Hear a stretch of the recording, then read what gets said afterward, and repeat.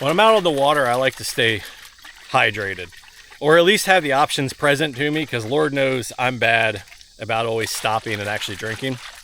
I'm not here to talk about the coconut water, but I'm about to crack it. Oh, this is gonna be good, y'all. I've been in the sun all day. This is about to crack.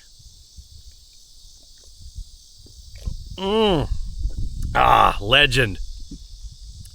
That's not what I want to talk about though when it comes to hydration. Real quick before I show you this tip, credit to Chris Moyer from Moyak. He made a post so long story short, because I tend to ramble, I've had an idea in my head for a while about how to implement this on the kayak, and I tried a couple of different things, and honestly I hated them. And then Chris posted something and said, hey, is anybody doing this? And I saw it and it just light bulb, and I took his idea. I did a little bit of changing to it, not much, and that's what I'm going to show you guys now. So thanks, Chris. Oh. Cheers. So here's one of my Camelbacks. I have quite a few of these. I have some Camelback brand ones. This one's a High Sierra. I've got a few military issue ones. Nothing too complicated about the Camelback. It's just any Camelback will work. But what I did is I tied a piece of paracord across the top of my seat here. I was always trying to like connect this to the seat somehow, and it just wasn't working out. And I like to clip my hat on the back of my seat. That's what those clips are for. Take those off real quick.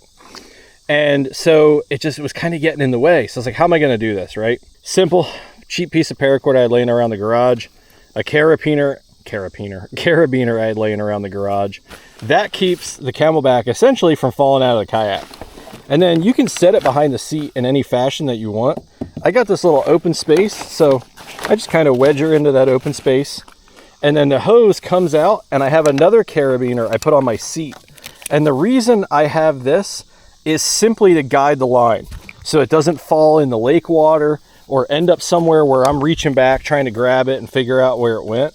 I simply just slide it right through that carabiner. It holds it right there ready for me. I slip it out, take a drink, put it back. Here's a little thing about Camelbacks. Get the one that has the on-off valve on it. Those bite valves, I hate them. So I actually take them off, and then I just turn the Camelback on and off. I didn't mean to squirt it on the camera. I don't even know what just happened there. I was going to talk about the bite valve sucking, and I was like, well, I'll just drink some water out here to demonstrate. But then I didn't turn the camera on myself, and I was just going to, like, you always get that little bit of warm water in the line. So I was like, I'm just going to suck that in and spit it out. And I didn't even know why. And then I spit it straight at the back of the camera. Oh, I don't even know what's happening right now. Anyway, one more thing, because this is obviously pretty simple. There's not much to show you. One more thing I want to tell you about is how I'm keeping it cold. So for ice, Chris was saying he cuts water bottles in half, fills them with water and uses those. I was having a tough time getting the ice to release from the water bottle, and I just didn't like it personally. What I did is I have a ton of those little to-go containers that you can buy at like Sam's and Walmart. You see people meal prep with all the time. They're just those square black plastic reusable throwaway containers with like a clear lid on them. They're super cheap. It's like $4 for a 12 pack or some nonsense. But anyway, I had those. So I just took one and I filled it almost to the brim with water, and I freeze that, and it makes this giant ice block that's like more than half the size of my Camelback. And so I just plop that thing down in there, and then I fill it with water, and it stays cold all day. It was like 100 and something 2 weeks ago. I was absolutely roasting. I was on the water for 12 hours, and I still had cold water in the Camelback at the end of the day. So that's how I'm handling my water side of my hydration in my kayak. I was using this really great metal giant Stanley that Kelly got me. I think it's like a half a gallon. It's very heavy.